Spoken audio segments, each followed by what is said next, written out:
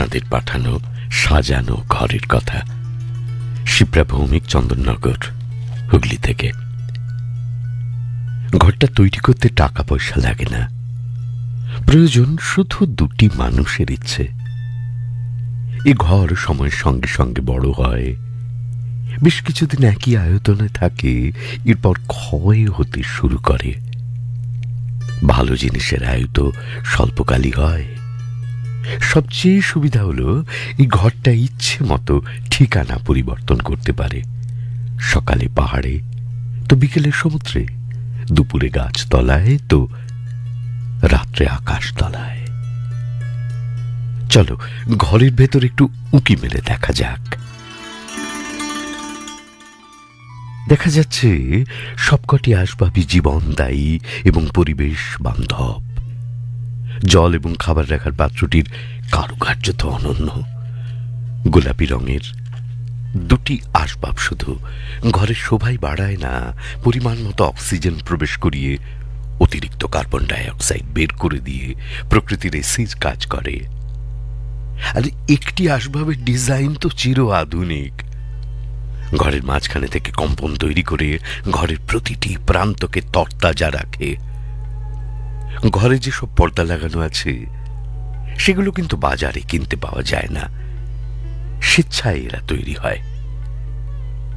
বাসিন্দা ছাড়া কি ঘর মানায়? যখন ঘরে কোনো অতিথি আসেন তার কোনো অসুবিধা হয় না।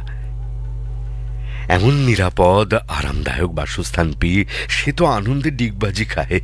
বাথটবে ইচ্ছে মতো স্নান, নরম তুলতুলে পরিচ্ছন্ন বিছানায় নিশ্চিন্তে ঘুম। শুধু হোমস্টের নিয়ম অনুযায়ী তাকে 9 মাস 7 দিন পর ঘর ছেড়ে বাইরে বেরোতে হয়।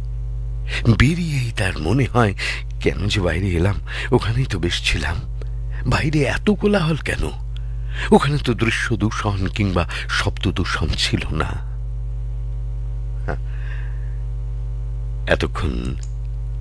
এতক্ষণ তোমাকে আমাদের শরীরের ঘরের কথাই বলছিলাম। আজ পর্যন্ত কাউকে কোনো আসবাব বদল করবার কথা ভাবতে হয়নি। আজ পর্যন্ত তার নকশার কেউ পরিবর্তন ঘটাতে চায়নি। শরীর ঘরের ব্যালকনি হলো তার মন। ব্যালকনির টবে যদি কিছু মনুষ্যত্বের ফুল ফোটানো যায়, তবে সে ঘর হয়ে ওঠে পৃথিবীর সবচাইতে সুন্দর ঘর। এমন শরীর ঘর তৈরি স্থপতিকে অভিবাদন। শিপ্রা ভৌমিক, চন্দননগর, হুগলি। চোখ রাখবো। এই চিঠি পাঠিয়েছেন কাকলি মজুমদার, নৈবেদ্য, ভুবনডাঙ্গা, বোলপুর থেকে। লিখছেন, ঘর তো ঘরই হয়, তবে সাজানো ঘর হলে অবশ্যই সকলের ভালো লাগে। হয়তো সেই ভালো লাগা থেকে মনের মধ্যে একটা সুপ্ত ইচ্ছে সব সময় কাজ করত, যদি কোনোদিন আমারও একটা ঘর হয়। না, আমি কোনো অট্টালিকা বা প্রাসাদের কথা বলছি না, বলছি একটা সাজানো ছোট্ট ঘরের কথা, যে ঘরের আনাচে কানাচে বাস করবে ছোট ছোট সুখ, ছোট ছোট আনন্দ, প্রাণ খোলা হাসি আর শান্তির নিঃশ্বাস। সাজের উপকরণ হিসাবে থাকবে ঘরের একটা সুন্দর নাম, থাকবে উঠোনের একধারে মানানসই একটা ফুলের বাগান, যে বাগানে শীত, গ্রীষ্ম, বর্ষা সব ঋতুতেই রং বেরঙের ফুল ফুটবে। প্রজাপতি, মৌমাছির দল অবাধে উড়ে বেড়াবে সেই সব ফুলে ফুলে। পুবের জানলা খুললে দিনের প্রথম রবির কিরণ এসে লুটোপুটি খাবে বিছানার উপর। আর যখন যখন খুব মন খারাপ করবে, তখন ওই ঘরের এক চিলতে বারান্দায় বসে নিজের সঙ্গে নিজেকে নিয়ে সময় কাটাবো। কিন্তু ইচ্ছে থাকলেই তো আর হয় না, তার জন্য দরকার সময়ের। তাই মনের ইচ্ছেগুলোকে ছেড়ে দিলাম সময়ের হাতে। দেখলাম তারা কেমন ছোট্ট ছোট্ট পায়ে হাঁটতে হাঁটতে একদিন মিলিয়ে দিল আমার ইচ্ছের সঙ্গে বাস্তবকে। অবশেষে বাস্তবের মাটিতে পা রেখে সেজে উঠল আমার ঘর। যে সাজের মধ্যে ছিল না কোনো আড়ম্বর, ছিল না কোনো বিলাসবহুল আসবাবপত্রের বাহার, শুধু যা ছিল টুকিটাকি, তাই দিয়ে প্রতিদিন ঘরকে সাজিয়ে চলেছি নতুন করে, নতুন ভাবে। আর সাজানো ঘর আরো আরো নতুন কোনো সাজে সেজে উঠতে পারে, সেই ভাবনা ভাবতে ভাবতেই কেটে গেছে একঘেয়ে জীবনের সকল ক্লান্তি আর অবসাদ। অনুভব করেছি মনে শান্তি, প্রাণের আরাম। কাকলি মজুমদার, নৈবেদ্য, ভুবনডাঙ্গা, বোলপুর। কমল ঘোষ, আপনি লিখছেন গ্রাম মালঞ্চ, ডাকঘর রাখা জঙ্গল, জেলা পশ্চিম মেদিনীপুর থেকে। আসল মানুষ তার মনের মতো করে ঘর সাজায়। তার সে শোবার ঘর, অফিস ঘর বা স্কুল ঘর যাই হোক না কেন, উদ্দেশ্য ঘরের সাজসজ্জা যেন মনকে চনমনে রাখে আর চোখকে আরাম দেয়। শুধু কি তাই, এই সাজসজ্জাই তো শিশুর কাছে শিখন সামগ্রী। বৈভব বাহুল্য নয়, ঘরের সাজসজ্জায় নান্দনিকতা ও শিল্পবোধের ছোঁয়া থাকাই বাঞ্ছনীয়। সম্প্রতি ডুলুংয়ের তীরে এক অতিথি আবাসের ঘরগুলোর সাজসজ্জা দেখে গ্রীষ্মের তীব্র গরমে নেতিয়ে পড়া মন উৎফুল্ল হয়ে উঠল। ঘরের দেওয়াল থেকে শুরু করে জানালা, দরজা এবং আসবাবের রঙে যেন জাদুর ছোঁয়া, যা ঘরকে করে তুলেছে আলোকোজ্জ্বল এবং নয়নাভিরাম। বড় বড় জানলা দিয়ে ঘরে ঢুকছে শাল জঙ্গলের বুনো গন্ধ ভরা তাজা বাতাস। ঘরের জানলায় উঁকি দিচ্ছে মাধবীলতা। বাড়ির উঠোনে গন্ধরাজ, বেল ও রজনীগন্ধার মেলা বসেছে। তারাই ঘরের ভেতর ও বাইরে ছিটিয়ে দিচ্ছে অকৃত্রিম পারফিউম। ঘরের দেওয়ালে টাঙানো মহামানবদের বাণী সম্বলিত ছবি, আর ছবিকে কেন্দ্র করেই শিল্পীর তুলির টানে মূর্ত হয়ে উঠেছে নানান দৃষ্টিনন্দন পরিশীলিত নকশা। সুবর্ণরেখার গর্ভ থেকে তুলে আনা নানা রঙের পাথরের গায়ে সামান্য তুলির আঁচড় আর ছেনি হাতুড়ির আঘাতে ফুটে উঠেছে নানান পশু পাখির অবয়ব। না না, কোনো প্লাস্টিক নয়, শালপাতা, বাঁশ আর মাটি দিয়ে তৈরি ঘরের প্রয়োজনীয় জিনিসগুলো যেন অনুপম শিল্পকর্ম। পরিষ্কার পরিচ্ছন্ন সেই ঘরে সাময়িক ঠাঁই পেয়ে বাকরুদ্ধ হয়ে পড়লাম অপার মুগ্ধতায়। মুগ্ধতার কথা জানিয়েছেন কমল ঘোষ, গ্রাম মালঞ্চ, ডাকঘর রাখা জঙ্গল, জেলা পশ্চিম মেদিনীপুর। এবার চোখ রাখি ননীগোপাল জানার সেই সাজানো ঘরে, চণ্ডীপুর, পূর্ব মেদিনীপুর থেকে তাঁর চিঠিতে। ছোট ঠাকুমার সুন্দর নেতা দেওয়া শিল্পঘরের ঘোর কাটতেই লেগেছিল বহুদিন। তখন বুঝেছি বিশ্বঘরে হবে না ঠাঁই। আর সন্ধ্যা প্রদীপ হাতে মা সকলের মঙ্গল কামনা করে প্রতি সায়াহ্নে ধূপধুনা প্রদীপের আলোয় সাজিয়ে দিতেন সংসার। ঘরে ছোট শিশুরা আছে, এখন তাদের মতোই করে সাজিয়ে চলেছি। আলমারির বই নামানোর চেষ্টা করি না, কারণ শিশুদের শৈশব ফিরে আসবে না। দুয়ারটাই ছোটদের শরীরচর্চা ও খেলার মাঠ। দুরন্ত ভাইপোদের দলে ভিড়ে যায় ধেড়ে খোকা, ওদের কাকু। খেলার মাঝে মাঝে পড়ারও চর্চা চলে। ওরা ব্যাট বলে ভরিয়ে রেখেছে আর দেওয়ালে লাগিয়েছে ছোপ ছোপ দাগ। তার উপর 20 মাসের নাতনি, 3.5 বছরের নাতি কালি কলমে রং পেন্সিলে চলেছে তাদের মনের ঘর সাজিয়ে। দেওয়াল লিখেছে হিজিবিজি না বলা কথায়। আমি যেন খুঁজে পাই ভাবিকালের শিল্পীর সংকেত।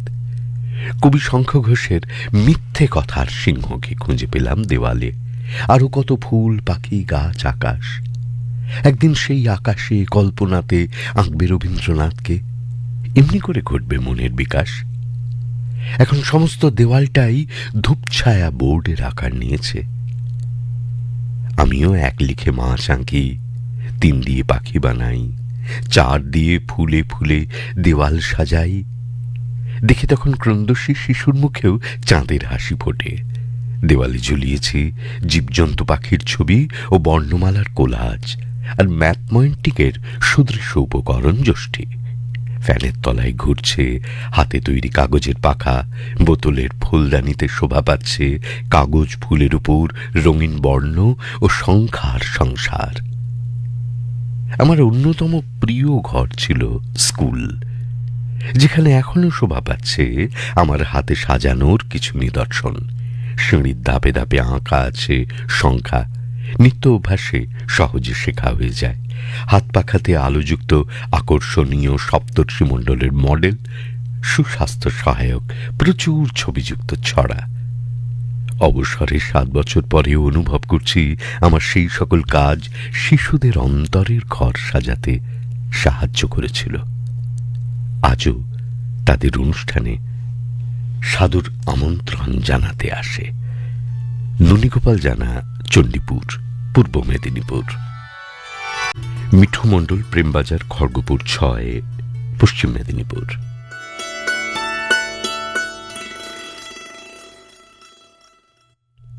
সেই ছোট্টবেলায় মাটির উঠোনে ভাই বোনদের সঙ্গে এক্কাদোক্কা খেলতে খেলতে এক ফাঁকে গুল আর গুঁটে দিয়ে মায়ের জন্য উনুন সাজিয়ে দিতাম। যে উনুনে আগুন ধরিয়ে মা রান্না করবে আমাদের সকলের জন্য। ফেলানো ছড়ানো জামা কাপড় গুছিয়ে তুলে রাখতাম আলনায় পরম মমতায়। সেই ছোট থেকেই আমার তীক্ষ্ণ নজর থাকতো পরিবারের সকলের প্রতি। সেই দেখে ঠাকুমা বলতো, শিখে রাখ মেয়ে, তোর নিজের ঘরটাকে এভাবেই সাজিয়ে রাখতে পারবি তাহলে? প্রশ্ন থাকতো আমার দুটো চোখে। বলতাম, এটাই তো আমার ঘর, এই ঘরকেই তো সাজিয়ে রাখতে হবে ঠাম্মা। ঠাম্মা আসতো। ঠাঁই নাড়া হয়ে যখন অন্যের ঘরের নিজের ঠিকানা লিখলাম, দেখি বাবার কাছ থেকে পাওয়া প্রতিটি সংসারপত্রই বড় বেমানান, বড় অতিরিক্ত। সামান্য ভুলের মাসুল, আর সেই মাসুলের প্রাপ্তিতে খেরো খাতায় ধেয়ে আসা শব্দ আর বাক্য দূষণে দূষিত হতো ঘরের সামনে লাল মাটি পথের রাঙা ধুলো। লবণ হলুদের কৌটোতে বাক্য দূষণ গচ্ছিত করে দিয়ে তাও সাজিয়ে রাখতে হয় বই কি। তথাকথিত একটি মেয়েকে সেই ঘরের সবকিছুই। থাক থাক প্রাত্যহিকে, এসব মন কেমনের কথা বড় যন্ত্রণার। কোন কঠিন হৃদয় গভীরের পেলব আশ্রয়ে যদি একটি সুললিত ঘর বরাদ্দ থাকে কোনো মেয়ের জন্য, ভাবতে অসুবিধা হয় না সেই সাজানো ঘর বড় আনন্দ, খুব সুখের। তা তেমন ঘর কজনের কপালেই বা জোটে। বরং ভাবি, এই যে নির্মল বাতাস, অনন্ত নীল আকাশ আর উদার পৃথিবী আমাদের সকলের জন্য এত সুন্দর একটা বাসযোগ্য ঘর তৈরি করে দিয়েছে শ্বাস নেবার প্রাণবায়ু, সেটাকেই বরং সাজিয়ে গুছিয়ে রাখি আমাদের নিজেদের বসতের কারণেই। আর ফুল ফল, শস্যদানা, পানীয় জল এবং হৃদয়ের সমস্ত উত্তাপ দিয়ে এবার এই ঘরটাকে সাজিয়ে রাখতে হবে আমাদের ভবিষ্যৎ প্রজন্মের জীবন ধারণের জন্যই। এই অমলিন পৃথিবী তো আমাদের নিজের ঘর, আমাদের শেষ আশ্রয়। একে পরিষ্কার করে সাজিয়ে কলুষমুক্ত রাখার দায় এবং দায়িত্ব তো আমার এবং আমাদেরই।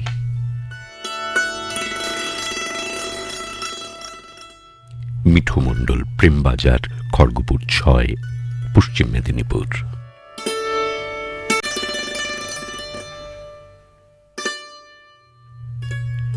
বিশ্বনাথ পাকরাশি, শ্রীরামপুর 3, হুগলি। এখান থেকে মেলের পাতায় লিখছেন, ঠাকুর বলেছেন, ভিতর বাগ সাজা দেখি, আবর জাবর দিয়ে ঠেসে রেখেছিস।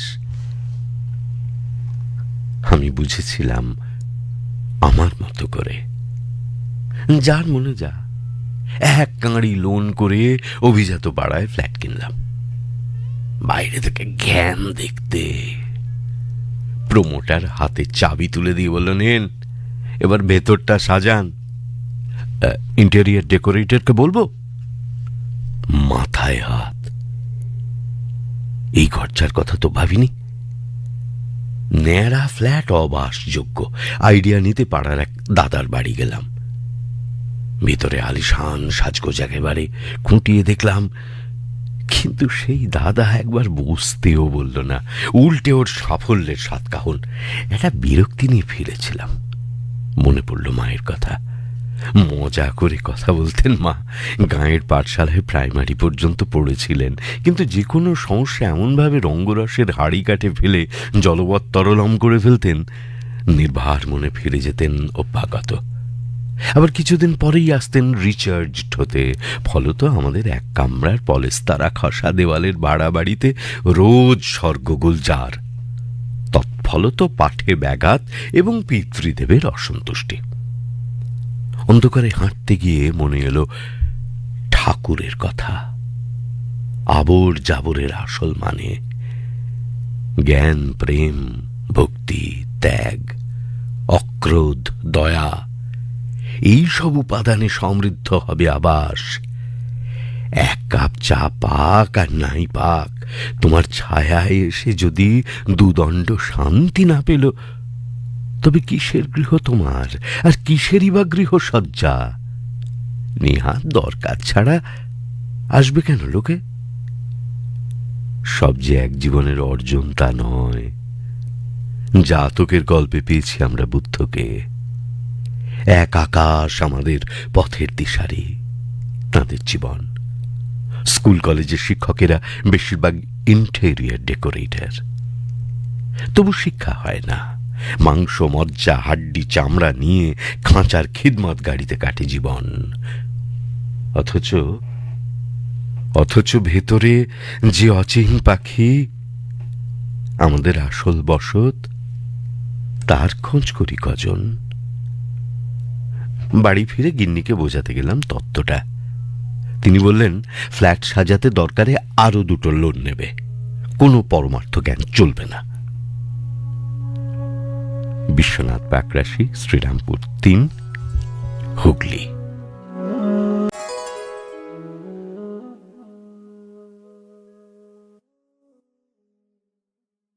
পার্থপ্রতিম দে, ভদ্রকালী, হুগলি। প্রাথমিকের বিষয় নির্বাচন আমাকে আমার মনের গভীরকে ভীষণভাবে নাড়া দিয়েছে। তাই লিখতে বাধ্য হলাম। আমি নিশ্চিত আমার মতো অভিজ্ঞতা আরো অনেক মানুষের জীবনে অবশ্যই হয়েছে।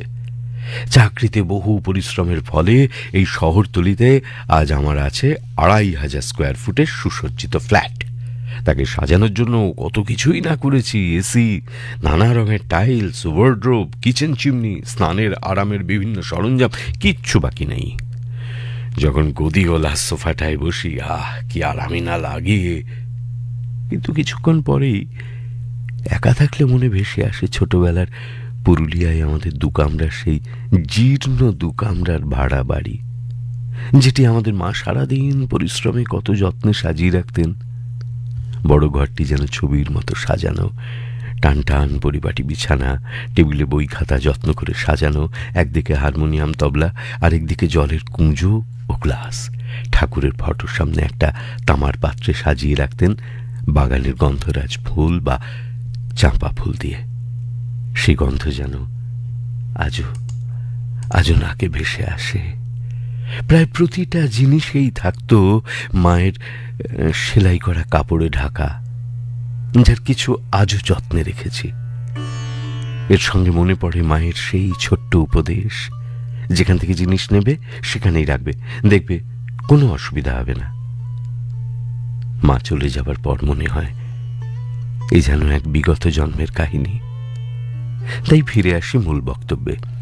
আমাদের এত বৈভব ও পরিশ্রম থাকা সত্ত্বেও এই সাজানো ঘরে তেমন সুখ নেই কেন? এ কি শুধুই নস্টালজিয়া, না বিয়োগ ব্যথা? তা হয়তো নয়। মানুষের আয় বাড়ার সঙ্গে সঙ্গে বিজ্ঞাপনের ভেলায় ভেসে মানুষের চাহিদাও বাড়ছে হু হু করে। ফ্ল্যাটে শান্তিতে বসে থাকার সঙ্গে সঙ্গে মনে হচ্ছে আরো ওই জিনিসটা প্রয়োজন। এটাই হয়তো অলিক সুখের মরীচিকা। আজ তাই বুঝি ঘর সাজানোর সঙ্গে সঙ্গে মনকে সাজানো ও সংযত করা কতটা জরুরি। পার্থপ্রতিম দে, ভদ্রকালী, হুগলি থেকে।